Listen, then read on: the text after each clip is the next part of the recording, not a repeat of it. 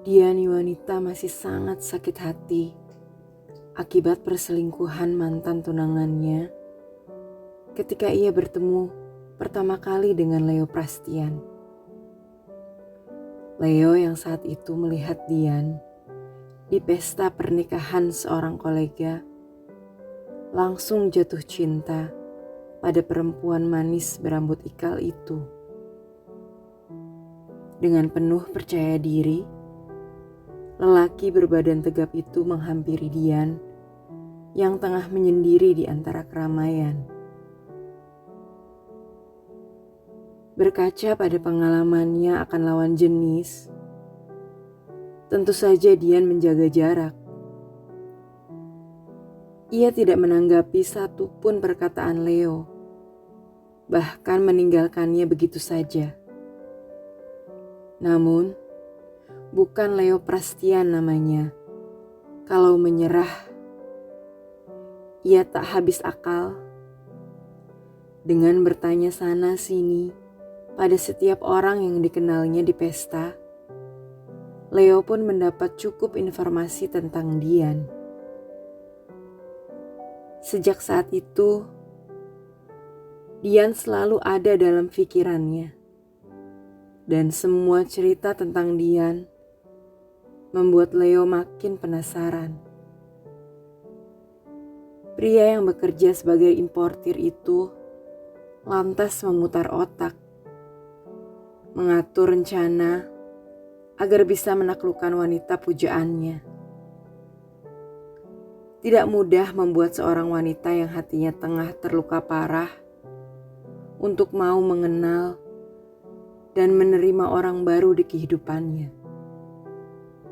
Tapi lagi-lagi, Leo tidak pernah menyerah. Semua cara ia coba lakukan hanya agar Dian mau berkenalan dengannya.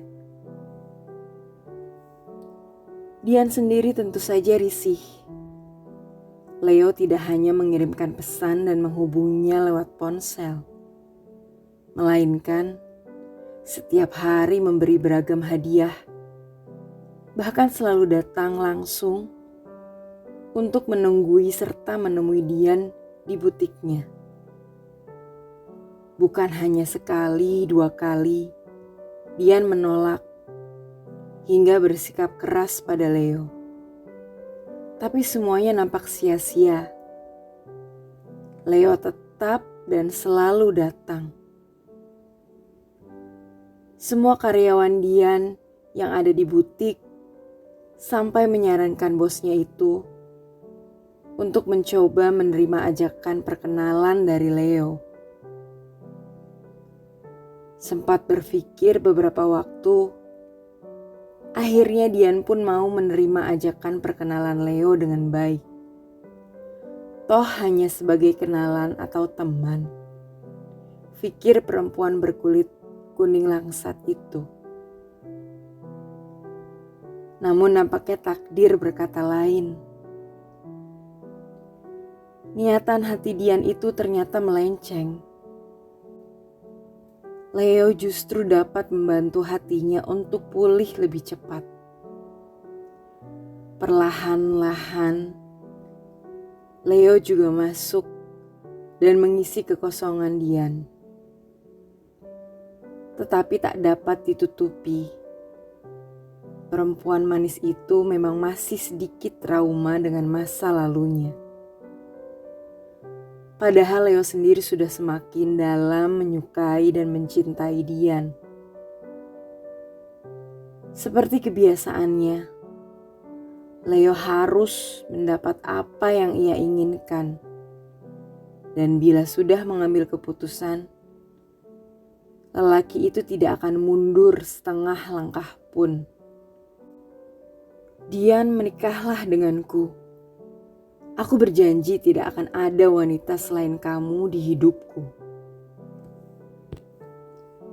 Entah apa yang ada dalam pikiran Dian ketika ia menyetujui lamaran Leo itu. Ia sendiri bingung. Mengapa dengan mudahnya mengatakan ya? Tetapi Pikirannya seolah ingin menantang kenyataan. Apakah kali ini dia akan benar-benar naik pelaminan? Sebagian pikirannya takut jika kegagalan akan kembali mendatanginya. Bodoh memang. Ia seakan sedang bertaruh dengan nasibnya sendiri. Dan kenyataannya, taruhan itu ia menangkan. Dian kali ini benar-benar bersanding di pelaminan dengan Leo. Entah perasaan cinta atau tidak yang dirasakannya pada Leo, Dian sendiri belum tahu. Tapi yang jelas saat itu ia bahagia. Meskipun kebahagiaan itu diliputi kekhawatiran dan kegelisahan yang tak tahu berasal dari mana. Waktu terus berjalan dan sepertinya rasa khawatir juga gelisah yang dirasakan Dian perlahan berangsur menghilang saat Leo benar-benar menunjukkan rasa cintanya. Leo berperan sebagai suami yang sangat amat setia dan menyayangi Dian. Dian selalu didulukan, dimanja, ditemani kemanapun, diberikan semua kebutuhannya. Semua itu membuat Dian sadar jika Leo benar-benar menyayanginya. Dan Leo dapat dipercaya. Suaminya itu menciptakan perasaan nyaman dalam kehidupan pernikahan mereka. Namun itu semua tidak berlangsung lama. Karena ternyata semua sikap positif yang dimiliki Leo itu lambat laun disertai juga dengan sikap-sikap yang tak hanya negatif, melainkan sangat buruk. Dari seorang suami penyayang, Leo kian berubah menjadi suami yang posesif, agresif. Leo sering melarang, mengekang, memaksa dan tak jarang disertai dengan kekerasan. Hitungan bulan pernikahan mereka, Dian seolah berubah status dari istri menjadi seorang tahanan. Leo selalu melarang Dian untuk pergi dan berkumpul dengan teman-teman wanitanya, apalagi dengan teman pria. Bahkan untuk pergi ke keluarganya pun, itu saja masih dipantau dan dibatasi. Semua penampilan Dian dari ujung rambut hingga kaki, semua keputusannya ada di tangan Leo. Tak ada lagi kebebasan mengenai pakaian dan riasan. Semua keinginan Leo itu ia paksakan pada perempuan yang belum genap setahun ia nikahi itu. Jika Dian melawan, Bogo mentah akan dengan cepat mendarat di tubuhnya.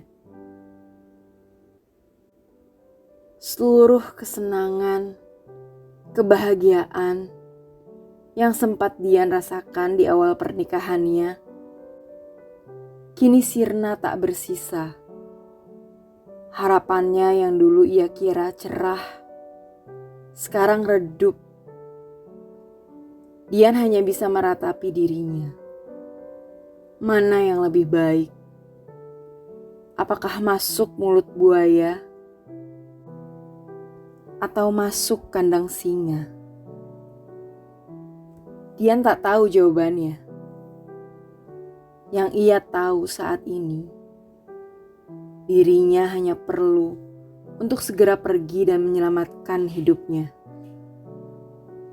Keluar dari kehidupan pernikahan beracun yang jika didiamkan akan perlahan terus memakan dirinya.